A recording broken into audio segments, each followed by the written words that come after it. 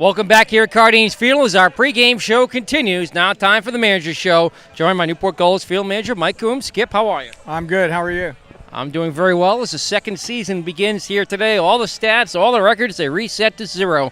And it's the Gulls and the Waves battling it out again. Yep, this is what it's all about. Get down to this and get to the playoffs and see what team can get it going, get hot. The team that gets hot usually wins this whole thing. Gulls have been here for 14 years, Skip. They've gotten to 25-win mark every year. You've been the manager for 10 of them now. Yeah, it's been 10 years of being here, and it's good. I love walking downtown and getting a bowl of chowder and hanging out, going to the shops and buying all the girls' gifts, and then coming here and doing the baseball. It's all good. Last night, Skip, the Gulls had their regular season finale. It was a rain-shortened slugfest of sorts with the Plymouth Pilgrims.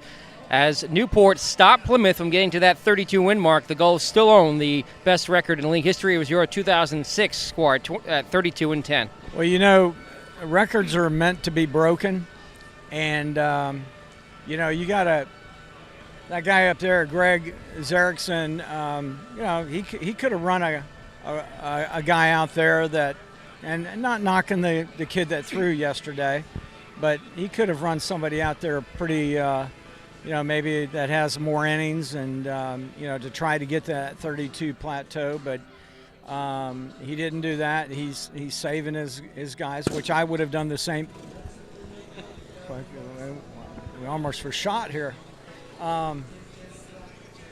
But he didn't do that. He saved his guys for this, for the playoffs, which is a smart thing to do. And I would have done the same thing, too, because that's, that the playoffs and the Fay Vincent Cup are what we're here for. Yeah, that 32-10 team was awesome, but we didn't win the whole thing that year. We got knocked out in the second round, so that can happen. You can get hot and you can get right into it, and then all of a sudden go cold as a fridge. Well, the Gulls started to heat up in the final week of the season, except for one loss against the Ocean State Waves here. Newport finished just 2-4 against the Waves, but 5-1 against first place Plymouth. That just goes to show you baseball can change any game. It's crazy because I remember back when Pittsfield, they were at the bottom, and we were beating everybody but Pittsfield. We ended up at the end of the season 3-3 against Pittsfield, and I was like scratching my head, how does this happen? But it's baseball. You never know. The bottom team can take care of the top team on any given day. John Kilichowski is the ace for the Newport Gulls staff. He's been outstanding his last couple of outings. He'll get the start tonight for Newport to face off against a pretty good pitcher for the Waves.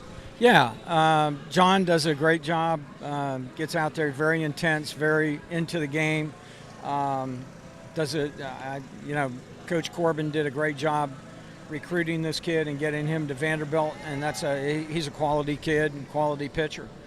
Their guy Jordan, he goes to Stetson down in DeLand in Florida, and he's right around the plate, gets people out, gets people to fly out, ground out, and it'll be a good matchup tonight. Well, the Gulls have seen Jordan this season skip twice, including an inning here on Friday night. The Waves have not seen Kilichowski, and John also has the advantage of having already pitched in playoff baseball this summer in the College World Series on a national stage. Wow, that's big. I mean, to be on a national champion like he is and get out there in front of those people in Omaha, that's awesome. That's what every kid shoots for. And, John got to experience that, and that venue out there is awesome. We'll have to go sometime, you and I. We'll take a trip. Yeah, we'll just take a road trip like we've been doing for the past 10 years. road trip, and more road trips. But you know how road trips do. They all come to an end sometime, Skip, the Newport Gulls offense has been led this summer by a couple of guys like Tommy Edmond, who's also been outstanding at shortstop, 4 errors all season long, and Blaze Salter, who not only tied Steve Anderson's team RBI record with 42, but also took the home run title, tied with Mystics Brad Zunica with 9. Those two guys are they've played their tails off. Since Blaze has been here, I've been trying to figure out a day off for him, and No, not today. Nope, not tomorrow. Nope, not. It just can't. I couldn't figure out a day for him to have a day off. So, anyways, he's been top shelf. Tommy's been top shelf, and now we got some other guys that are contributing right along with them, and I'm anxious to see what we do tonight. There's some veterans here in this team this year, Skip, who have been here before. Mark McCoy, Eric Stone, Ben Roberts, and a guy who we haven't talked about too much lately, Shea Donlan. He actually quietly became third on the team in runs scored.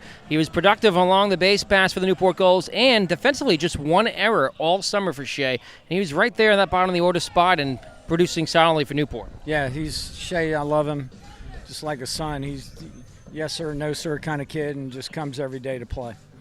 Injury report right now, Skip. We're looking at a few players who've been banged up here towards the end of the season. It's to be expected. Happens every year. Of course, Newport has lost a few players, but the ones they still have, how are they doing right now? Tyler Green, Jose Vizcaino Jr., Reed Gamache have all missed time with injuries. How are they going to be for this first-round playoff series? I think all of them are ready to go. I'm going to throw Greeny in there tonight and see what he can do. He said his back's fine, ready to go, so I'm going to DH him. Jose's ready to go. We got his feet on the ground yesterday and let him run around out in center field a little bit, so he's ready to go.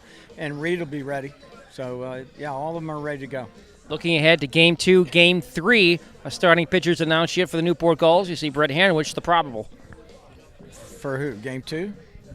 Oh, who is a Game 2 probable? It's Hanowich, correct? Oh, Hanowich. Yeah. Yeah, we got Hanowich in Game 2, and then maybe we're looking at Patterson for Game 3. So that's the rotation as it's set at the moment for the Newport Gulls.